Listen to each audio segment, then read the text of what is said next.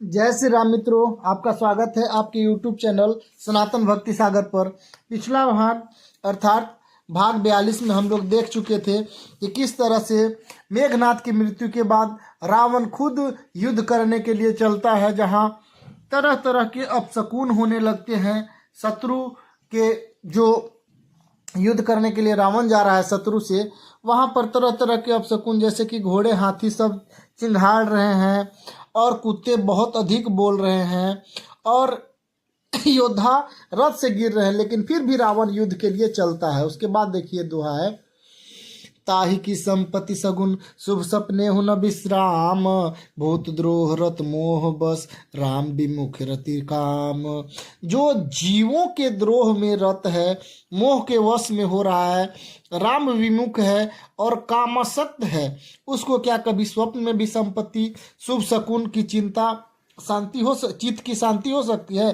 अर्थात कह रहे हैं तुलसीदास जी कि वैसा मनुष्य जो प्रभु राम से विमुख हो, उसका स्वप्न में भी सुख और शकुन नहीं हो सकता है, क्योंकि रावण तो राम जी का परम दुश्मन बन चुका था, इसलिए अब शकुन हो रहे थे। चले निशाचर कटकु अपारा,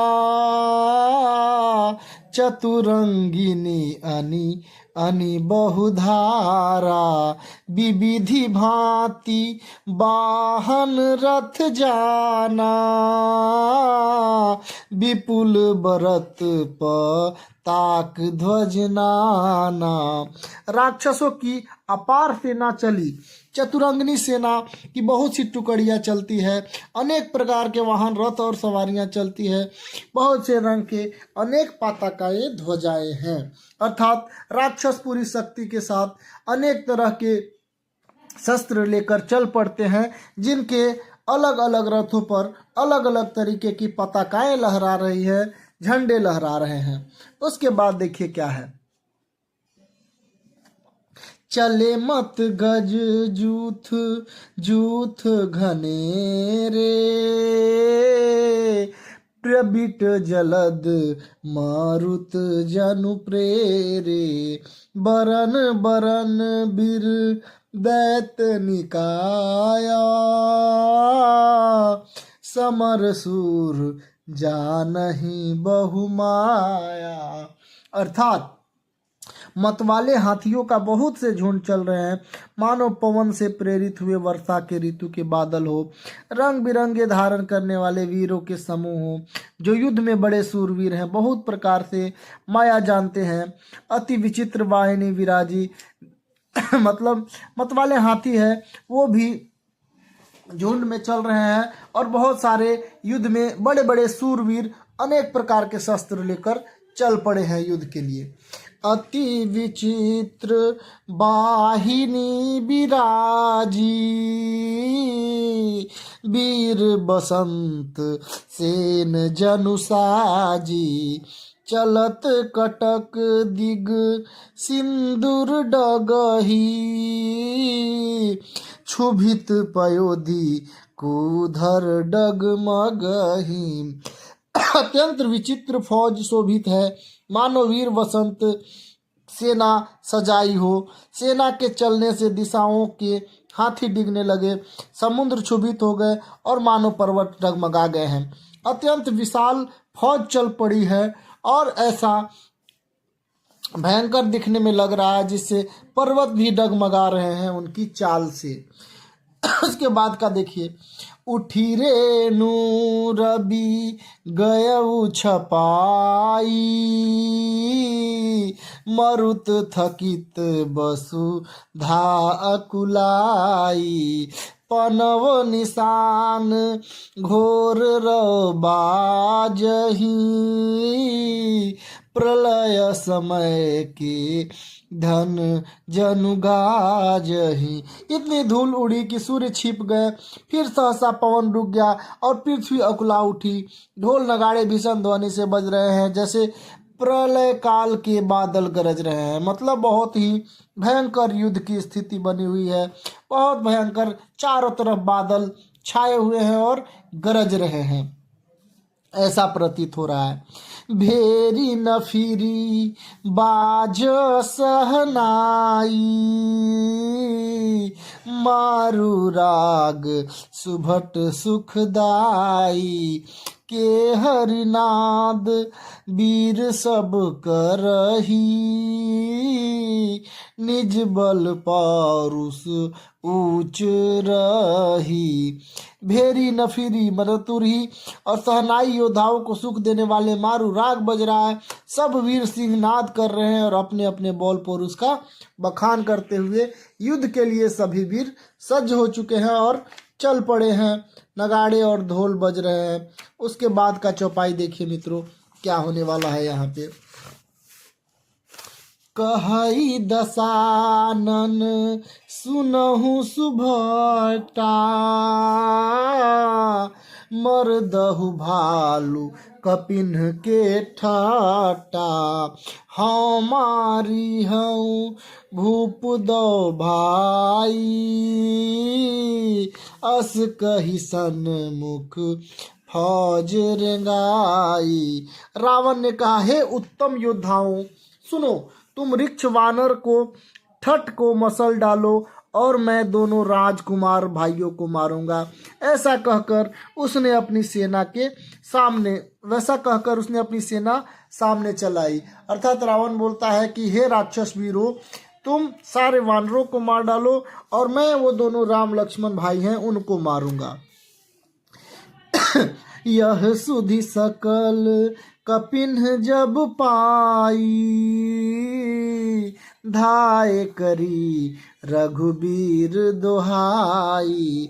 जब सब वानरों ने यह खबर पाई तब वे श्री रघुवीर जी की दुहाई देते हुए दौड़ते हैं।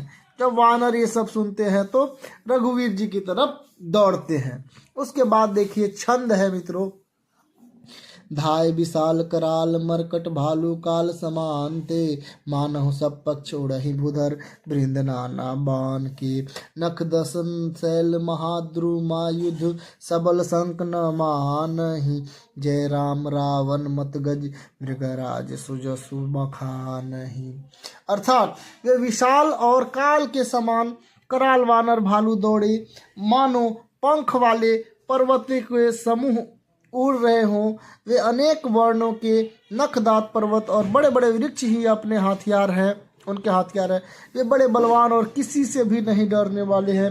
रावण रूपी मत वाले हाथी के लिए सिंह रूप श्री राम जी का जय जयकार करते हुए उनके सुंदर यश का बखान करते हैं।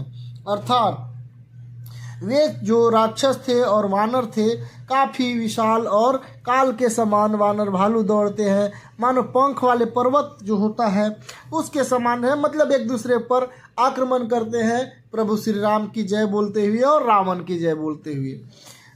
दोहा है उसके बाद, दुहु दिशि जय जयकार करी, निज निज जोरी जानी, भिरय वीर इत राम ही उत रावण ही बखानी। दोनों ओर से योद्धा जय जयकार करके अपनी अपनी जोड़ी जान चुनकर इधर उधर से रघुनाथ जी और उधर रावण की बखान करके परस्पर दौड़कर भीड़ गए एक दूसरे से। रावण रथी बी रथ रघुवीरा, देखी विभीषण भयउ अधीरा, अधिक प्रीति मन भाषण देहा, बंदी चरण कह सहित स्नेहा। इसका अर्थ है रावण को रथ पर और श्री रघुवीर जी को रथ के बिना देखकर विभीषण जी अधीर हो जाते हैं। प्रेम अधिक होने के कारण उनके मन में संदेह हो गया है कि बिना रथ के रावण से कैसे जीत सकते हैं। श्री राम जी के चरणों की वंदना करते हुए स्नेह पूर्वक वो कहते हैं, नाथ न रथ नहीं तन पद त्राना, के ही विधि जीतब बलवाना, सुनहु सखा कह कृपा निधाना, जे ही जय हुई सो स्यंदन आना। विभीषण जी कहते हैं कि हे नाथ, आपने रथ है, आपके पास ना ही तो रथ है, न रक्षा करने के लिए कवच है और ना ही जूते हैं। वह वीर बलवान रावण को आप किस प्रकार जीत पाइएगा? कृपा निधान श्री राम जी ने कहा, हे सखे सुनो, जिसकी जय होती है वह रथ दूसरा ही होता है। अर्थात वो बोल रहे हैं कि तुम चिंता नहीं करो, बिना रथ के भी, बिना जूते के भी युद्ध जीता जा सकता है। देखिए प्रभु श्री राम जी क्या कहते हैं, सौरज धीरज तेहि रथ चाका, सत्यशील दृढ़ ध्वजा पताका, बल विवेक दम परहित घोरे, क्षमा कृपा समता रजु जोरे। वो बोल रहे हैं कि शौर्य और धैर्य उस रथ के पहिए हैं, सत्य और शील सदाचार उसकी मजबूत ध्वजा है, पताका है, बल और विवेक दम इंद्रियों के वश में होना और परोपकारी चार उसके घोड़े हैं, जो क्षमा और दया और समानता की डोरी से रथ को जोड़े हुए। अर्थात प्रभु श्री राम कह रहे हैं कि सिर्फ रथ होने से कुछ नहीं होता है, जिसके पास धैर्य होगा, जिसके पास सत्य होगा, जिसके पास बल और विवेक होगा और जो परोपकारी होगा और जिसके अंदर क्षमा की भावना रहेगी, वही युद्ध को जीतता है। इस भजनु सारथी सुजाना, बिरति चर्म संतोष कृपाना, दान परसु बुद्धि शक्ति प्रचंडा, बर विज्ञान कठिन को दंडा। अर्थात ईश्वर का भजन ही उसका रथ चलाने वाला चतुर सारथी, वैराग्य ढाल है और संतोष ही तलवार है, दान फरसा है और बुद्धि प्रचंड शक्ति है, श्रेष्ठ विज्ञान कठिन धनुष से। वो बोलते हैं कि कोई आदमी सिर्फ युद्ध के लिए रथ नहीं चाहिए, उसके लिए होना चाहिए, उसके पास ईश्वर का भजन होना चाहिए, संतोष होना चाहिए और बुद्धि होनी चाहिए, शक्ति होनी चाहिए। ऐसा प्रभु श्री राम कह रहे हैं। उसके बाद देखिए क्या होता है मित्रों, अमल अचल मन त्रोण समाना,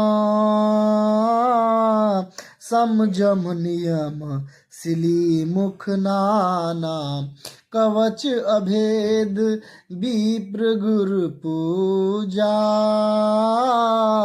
एहि सम विजय उपाय न दूजा। बोलते हैं कि निर्मल पाप रहित और अचल स्थिर मन तरकस के समान है। सम यानी कि मन को वश में होना, अहिंसा आदि यम और शौचादि नियम बहुत से बाण हैं, ब्राह्मण और गुरु का पूजन अभेद कवच है, इसके समान कोई विजय का दूसरा उपाय नहीं है। वो कह रहे हैं कि जिसका मन परोपकारी हो, निर्मल हो और जो ब्राह्मण और गुरु का पूजा करता हो, और मतलब जो दुर्गम, जो अवगुण वाला है, जो दुष्ट है, वो विजय नहीं होता है। कुल मिला के ही राम जी कह रहे हैं, सखा धर्म में अस रथ अस जाके,